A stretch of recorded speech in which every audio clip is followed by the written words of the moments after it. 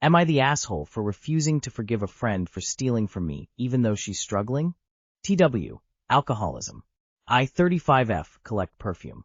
I'm also a recovering alcoholic, as is everyone in this story.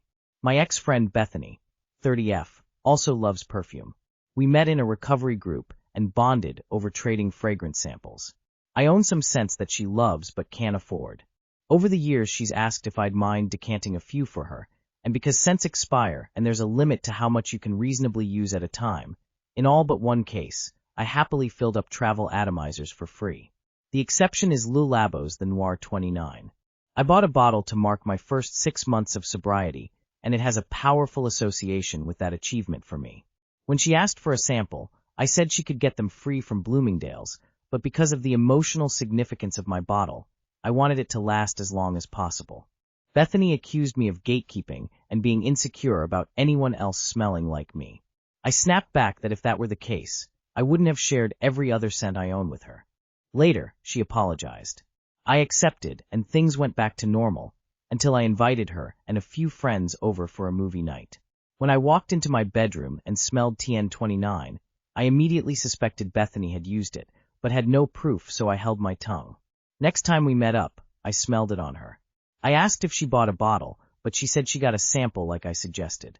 Something about the way she said it, and the look on her face made me sure she was wearing MY perfume. I pulled away and didn't have her over again until Halloween, when I had all of our mutual friends over and couldn't exclude her without it being a thing. Halfway through the night she went to the bathroom and was gone a long time. When I checked on her, the TN29 bottle was missing from my dresser, and I could smell it through the bathroom door. I said I knew she was stealing my perfume again, but she claimed she was sick and sprayed her sample to hide the smell. At this point, our other friends came to see what was happening. I said I didn't care if she was shitting herself. If she didn't come out immediately, I'd toss her purse in the trash so she could dumpster dive until she smelled just like the garbage friend she was. That finally got her to open up, and sure enough there was my bottle, emptier than before. When pressed, she admitted she was filling up an atomizer and dropped it, spilling the perfume, hence the strong smell. She cried and apologized, saying she didn't think it was that big a deal. She was having a hard time and the smell was comforting. She didn't think I'd missed just a little, etc., etc. While our friends agree that what she did was wrong, they're fixated on the idea that she's struggling. Trauma and addiction can make people act up, and say I'm a hypocrite if I don't forgive her. Personally, I just think she wanted my TN29 because it has sentimental value and is using addiction and trauma to manipulate our friends. Am I the asshole? Edit. Wow, I didn't expect this to get as much of a response as it has, and I want to say thank you to everyone who's commented. Even if I haven't replied, I'm reading everything, and it's helped me make some important decisions. First, I'm cutting not just Bethany, but everyone in this friend group out of my life, and looking for a new recovery support group to attend. I feel, and the responses here have confirmed, that Bethany's behavior is manipulative, and that she's been doing what a lot of people who don't want to take accountability for their bad behavior do, and twisting recovery/therapy speak and concepts to suit her purposes. I, like many addicts, did plenty of toxic stuff when I was at my worst. I hurt people, and some of them will never forgive me for that. This is extremely painful. I was really sick at the time, and there are days where it feels really unfair. But it's not the responsibility of the people I hurt to swallow their pain to make me feel better. Just like it's not my job to swallow mine to appease Bethany and our friends. I've been putting in the work for over 2 years now, and part of that work is accepting that I was shitty and people aren't obligated to forgive me. I don't want to be around people whose idea of recovery doesn't acknowledge every part of that equation. I don't want to be around people who are willing to enable each other. Second, I'm 99% sure Bethany has some kind of untreated mental illness on top of her addiction issues, and that's the root of her behavior. She needs help, but that help isn't going to come from me forgiving her and keeping her in my life when she's repeatedly demonstrated no willingness to change. Our friends giving her endless passes for bad behavior also isn't going to help her, and furthermore, it's not going to help them. If they are too far under her spell to see that, that's really unfortunate, but I'm not going to drown while trying to force them to put on their own life preservers. Third, with all of that said, addiction is an illness. It's not a moral failing, and it doesn't inherently make you a bad person. The way people talk about addicts and addiction can be pretty disheartening to read, especially as someone in recovery, and I'd ask people to remember that everyone in this story, including Bethany, is still a human being. I don't forgive her for stealing my perfume, or for lying, or for manipulating our friends and trying to manipulate me. But I do acknowledge that whatever's driving her, she's not behaving like this because she's happy and healthy. I hope at some point she gets the help she needs, so she's no longer hurting herself and others around her. Thanks to everyone who's replied. This has been kind of overwhelming, but your words have helped me a lot. But I feel like I've read this same story before. Not the asshole. Struggling is not an excuse for stealing from friends, period. Not the asshole. You were kind and generous, and instead of respecting your one boundary, she stomped all over it and smirked about it, then did it again. She is a shitty friend. Update me. 1 week. Oped 1 line. Don't touch Le Labo's the Noir 29. It was a very reasonable line. Plus Bethany could have just bought Le Labo's the Noir 29 herself. Opie shared every other scent with her. Bethany knew how Opie felt about that perfume, and went into Opie's bathroom to try and steal some of that perfume, and ended spilling the perfume. Bethany was willing to destroy a friendship over a perfume. Not the asshole. That is $110 for 15 milliliters. How much dollar did she keep taking? She needs to be banned from your house. Am I the asshole for telling my parents I won't come visit without a plan? My parents always complain that I don't visit them often. They get upset that we always spend the holidays with my husband's parents. I have told them many times that if they want me to visit, they have to pick a date in advance. I have a busy life and often plan out big trips months in advance. I think this is perfectly normal. The reason we always spend holidays with my husband's family is because they invite us to holiday parties well in advance and actually celebrate. My parents, on the other hand, don't even celebrate holidays. They have said they would celebrate if we came to visit, but I know it won't be the same. They have no idea how to celebrate, and I personally don't want to go to a half-assed Christmases when we can go to one with people who actually care and put effort into. Things hit ahead when we didn't go to my parents' Thanksgiving this year. We agreed to go to my husband's grandmother's house 2 months in advance. My parents called me the week before and asked if we would come to their Thanksgiving. I told them that I would have said yes, but they really didn't give us much notice for a big trip, and we already made a commitment. They got really upset about this. Now they want me to come and visit them. I told them I would come if they can pick a date that they can commit to that is at least 2 months away. I also want a general idea of what they want to do when I come visit. I don't want to make the trip and then end up having to plan an itinerary too. This apparently is an impossible task for them. For context, my dad once chose to not pick me up at the airport because he decided last minute that he wanted to go to a yoga class. This is the kind of reason they can't pick a date and stick to it. I told them point blank that I would not be making the trip without a plan. They said I'm being ridiculous. Am I the asshole? Edit. By making plans and an itinerary, I mean having dinner together. Many times when I go to visit them, they tell me they want to go to a last-minute thing, and we can hang out the next day. I want them to spend time with me when I take time to visit them. Sometimes I'm invited, but I really don't want to go to a random ukulele concert when they know I hate concerts. I have expressed this many times. Edit 2. I would like to add that we do go to the city all the time to visit our friends and work spending time with my parents into that.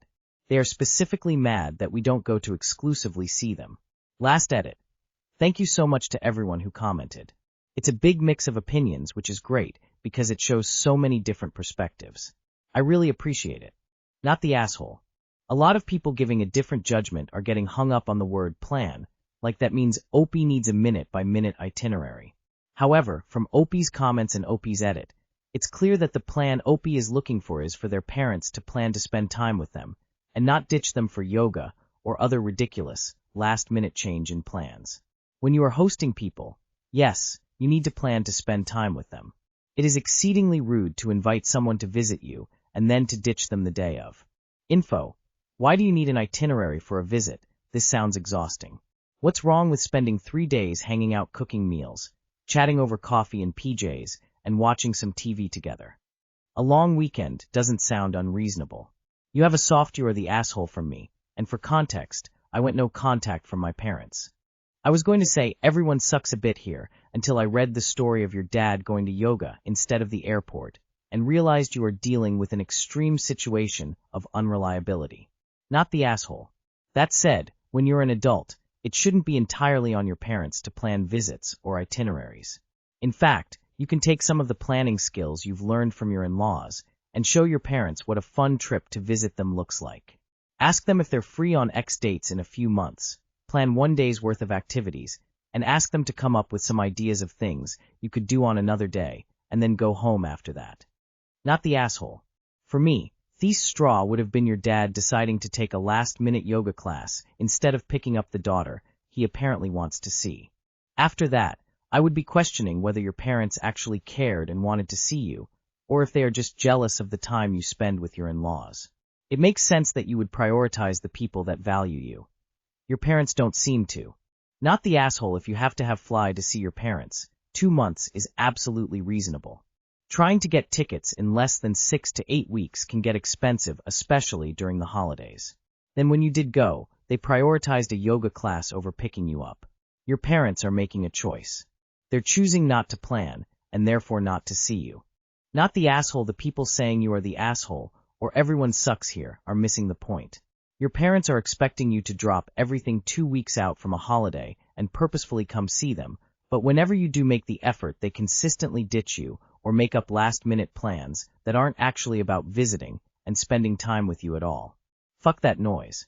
Don't spend time with people who pressure and manipulate you just to ditch you. Seems like your husband's family actually want you both around and enjoy spending time with you, while your parents A. don't respect your very clear and simple boundaries, and B. would rather be anywhere else while you visit. Why go visit at all? Woman shrugging. Am I the asshole for not lying about wetting the bed and embarrassing my parents? I made a throwaway, so this can't be traced back to my main account, lol. Anyway, I 18 female had a weird week around Christmas where I was having a lot of nightmares and interrupted sleep. I think what happened was that when I did fall asleep, I was sleeping really deeply because I woke up having wet the bed. This was a thing I used to do when stressed when I was little, and my parents always shamed me for accidents. Even during the day, they seemed to view me needing the bathroom as a personal inconvenience. So, anytime it happened, I set an alarm to wake up early so I could do laundry and clean up before they noticed anything. I have a couple friends I'm really close with, and we were talking about how we're all really stressed with college applications. One of my friends admitted her hair is falling out from stress, and we went around sharing more and more embarrassing things that have happened to us recently until I finally said jokingly, "Don't tell anybody, but I think I got stressed enough that I wet the bed." It turns out that one of my friends told her mom because she was worried about me, and her mom is a doctor. Which is sweet, but her mom called mine, and now my parents are really angry at me for embarrassing them by keeping a secret from them. I told them I was embarrassed and afraid they'd punish me, and they said, "You must not be that afraid because you're telling other people's parents." Except I trust my friends, and honestly I trust their parents too. My friend's mom didn't yell at me, and when I went to her house, she was really nice to me. My parents have told me I'm not allowed to see that friend outside of school until I apologized to her mom for lying. They told me to say I was lying for attention. Except I wasn't, and I'm refusing to start lying now. I don't mean to broadcast on the internet that I wet the bed because I feel kind of like a baby, but I did, and I think it's my choice to tell whoever I want as well as to tell the truth. Am I the asshole? Your parents sound awful. Ta. So, there's a big takeaway. Did you notice how your friends didn't judge you, and her parent at no point went out of her way to tell you to be embarrassed? That's called grace. Real parents have it. Real parents smile and help you wash the sheets because accidents happen. Real parents talk to you about what's going on that caused the accident to happen. They help you through it. Your birth givers are terrible and should be ashamed of how they're treating you. You have nothing to apologize for. You did nothing wrong. Alright, gonna be vulnerable here because I see a lot of comments saying that emotional stress can't make you sleep so deeply you sleep through full bladder cues. Not true, it absolutely can. Not saying definitely that that's what is happening here because I don't personally know you or your situation. I do know that for me it was absolutely emotional distress. Started when I was 5, continued on and off, admittedly mostly on, into early adulthood. Stopped cold turkey the night I had my first date with the person I ended up marrying. I'm sorry your parents are acting like this, and I'm sorry they shamed you for something they more than likely contributed to. Life gets so much better when you have your own autonomy. I can't wait for that for you.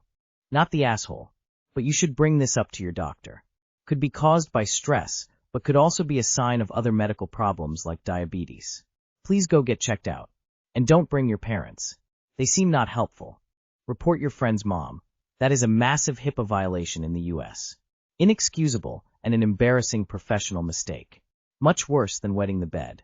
Your mistake happened when you were unconscious and completely exhausted. This supposed professional made a mistake while wide awake and presumably aware of their actions. Horrific. Not the asshole. Your parents are narcissists who only care about their reputation and image and nothing for the truth, or for you that matter. They emotionally abused you all your life, and when the consequences of that embarrass them, it's somehow your fault. Nobody should be that stressed out over college applications. It's not that deep. AITA for not letting my husband sign my note. My husband and I take turns making lunches for our daughter. Occasionally, I include a little note in the lunchbox with something like, "Can't wait to keep reading X book tonight," or "Looking forward to hanging out with you at the water park on Saturday." Plus the love you/proud of you stuff. My husband didn't know I did this, and saw me doing it the other day. He asked if I could sign the note from both Mama and Papa. I told him no, this was my personal note, but he could write one if he wanted. I even gave him a small piece of paper if he wanted to write a note. He refused, got super mad, and compared it to me not letting him sign a birthday card for our daughter, or saying a Christmas gift was just from me, not both of us. I think it's different. What say you, AITA? ETA context. Daughter is 7. We split lunch duty up. I do about 65% of them. I write notes infrequently, maybe 1x/mo. For gifting occasions, I do find out what she wants/pick it out/wrap gifts, and they are clearly presented as being from both of us. Not that it matters, but it's come up we contribute equally financially. Yeah, what do I know? Married 32 years, 3 kids, 2 careers, mortgage, in-laws, bills. Y'all can't comprehend the mother saying, "Sure, babe, sign it, she'll love it." Woozy face rolling on the floor laughing, rolling on the floor laughing, rolling on the floor laughing, woozy face. Not the asshole. Why would sign when he can do it himself? Everyone sucks here. You're weird for refusing, and he's weird for making it such a big deal after you refused. When you give Christmas gifts, do you put from mom and dad, or just from mom? Not the asshole. He wants credit for doing something he didn't do, and is acting like a baby you said no. I probably would have said no as well. In retrospect, after reading people's comments, I would have said, "I will this one time," but going forward when you make her lunch, write your own notes, as it will mean a lot to her for it to come from you. Not the asshole. Could I please take credit for your work without doing any work myself? What a joker.